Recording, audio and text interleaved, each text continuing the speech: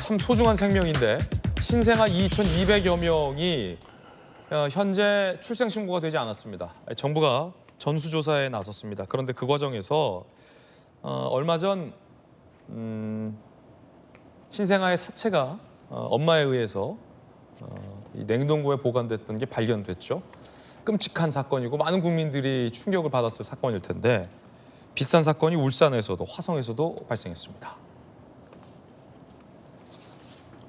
자, 어제 새벽 3시 20분쯤 울산 한 아파트 분리수거장에서 환경미화원이 영아의 시신을 발견했습니다. 용의자 추적 중이고요. 경기도 화성에서는 이런 일이 있었습니다. 2021년 12월에 여아를 출산했는데 인터넷에서 제3자에게 아이를 넘긴 엄마, 매정한 엄마의 사건도 나왔습니다. 10대 시절에 출산해서 무서웠다라는 건데 아무리 그래도 저러면 안 되죠.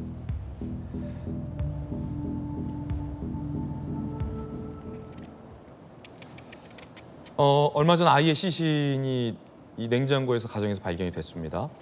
그 사건의 발달은 감사원에서 2,000명이 넘는 아이들이 출생 신고가 안 된 것을 의아하게 여겨서 이를 감사하고 추적하는 과정에서 드러난 범죄 사실이었습니다. 그리고 공교롭게 울산에서도 화성에서도 이런 비슷한 사건들이 발생을 하자 정부가 전수조사에 나서겠다고 밝혔습니다. 들어보시죠.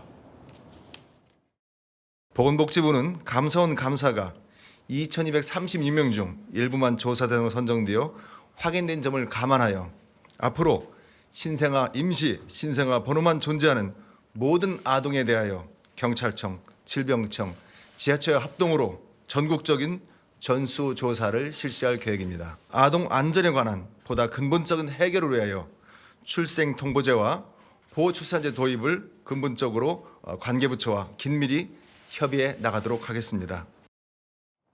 자, 이건 우리 정부가 참 잘한 것 같다는 생각이 드는 게 저도 아이 둘 키우고 김병민 최고위원도 아이 셋 키우잖아요. 예. 도합하면 우리 집에만 아이들이 5명인데 얼마나 소중합니까? 그리고 난임 부부 같은 경우는 아이 한 명 갖고 싶은 게 평생의 소원인데 무려 2,200명이 넘는 신생아들이 출생 신고조차 안 됐다?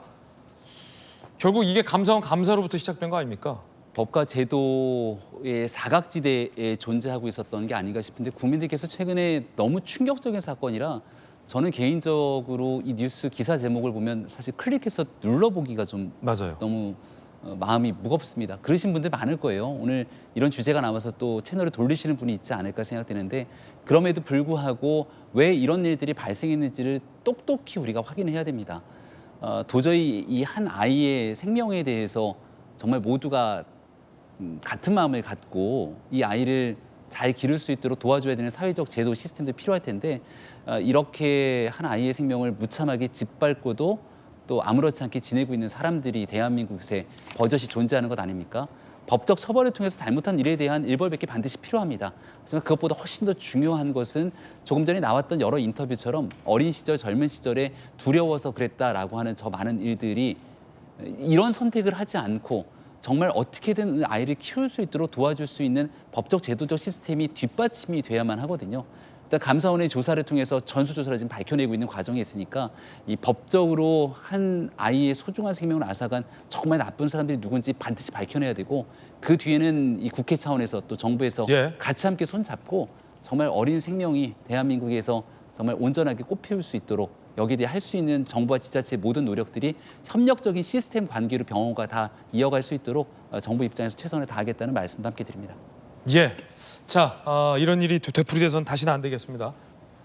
아무리 얼마나 많은 행정력이 들더라도 반드시 다 전원을 조사해서 우리 소중한 생명들이 어디서 무럭무럭 크고 있는지 두 눈으로 꼭 확인을 해봐야겠습니다.